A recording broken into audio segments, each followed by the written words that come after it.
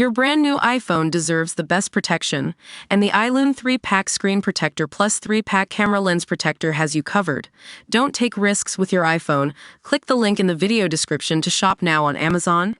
Shoe fetish sadist released from prison 25 years after brutal rape and murder of mum of two. A shoe fetish sadist who raped and murdered a mum of two is set to be freed, we can reveal. Twisted Christopher Farrow, 62, was jailed in 2000 for the 1994 murder of receptionist Wendy Speaks.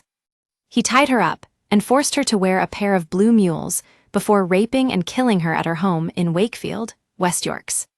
He was ordered to serve at least 18 years. Wendy's daughter, Tracy Millington Jones, has campaigned for him to remain in prison, saying she believes he is still a danger to women.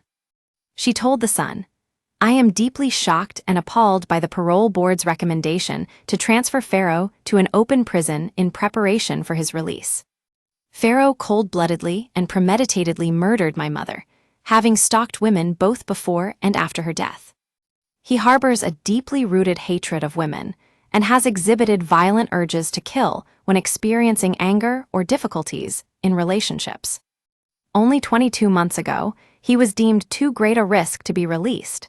What has changed in such a short time to now justify this decision?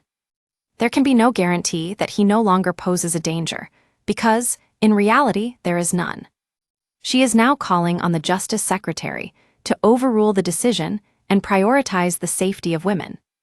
The parole board, in its decision summary, noted, "At time of his offending, Mr. Farrow's risk factors had included problems ranging sexual preoccupation, a sexual interest in rape and sexualized violence, a deviant sexual fantasy, a sexual interest in stockings and high-heeled shoes, problems in intimate relationships, and problems managing emotions.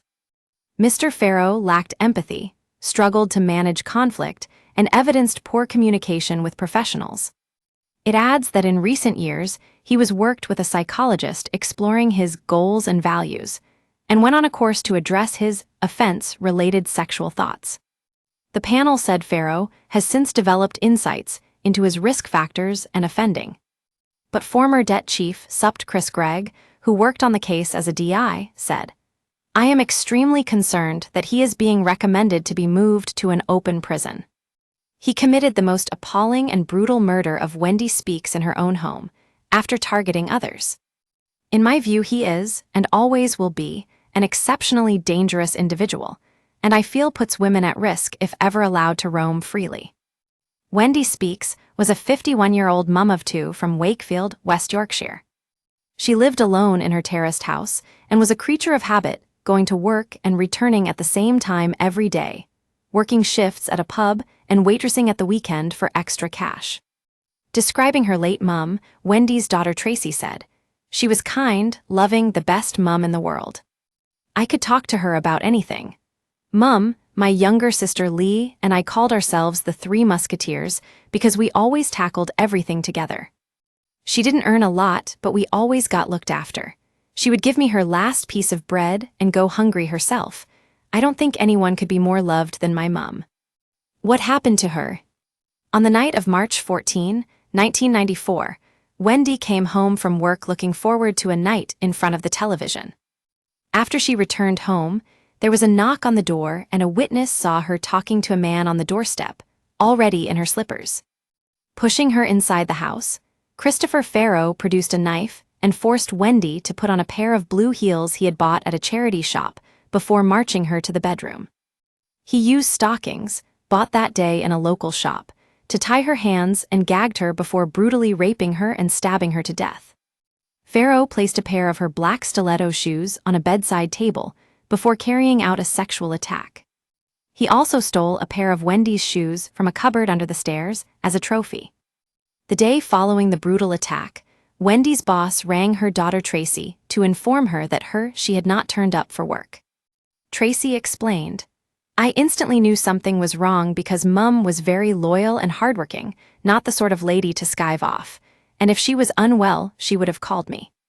Tracy then made the journey to her mother's house, where she and her sister were taken to the police station and told that their mum had been murdered. The family spent the next 3 months in a safe house as officers searched for the killer responsible, who left behind a fingerprint on the inside door handle, his own blood and plenty of DNA samples at the scene. However, it would take 6 years and a fluke arrest before Wendy's killer was caught. In 1996, a boast about drink driving in a pub at Bradford led to Farrow's eventual arrest. A police officer who had overheard his brag made the decision to arrest him, resulting in a conviction, meaning his DNA, fingerprints, and blood type were added to the police database. Despite monthly checks on the evidence, it was 4 years later, in 2000, when Farrow's name came out as the top match. Farrow was later arrested at the house he shared with his pregnant partner and her kids. He denied the murder, but faced with overwhelming forensic evidence, he finally confessed. He told officers he had bad day, which drove him to search for a victim. He also revealed he killed Wendy as an afterthought. Having walked out of the bedroom to leave, he then realized she would be able to identify him. His chilling statement was, "I'm a rapist who killed, I'm not a murderer who raped." Following his arrest, Farrow was sentenced to 18 years for the rape, sexual assault, and murder of Wendy. He was also sentenced to 4 years for the attempted burglary of another woman in November.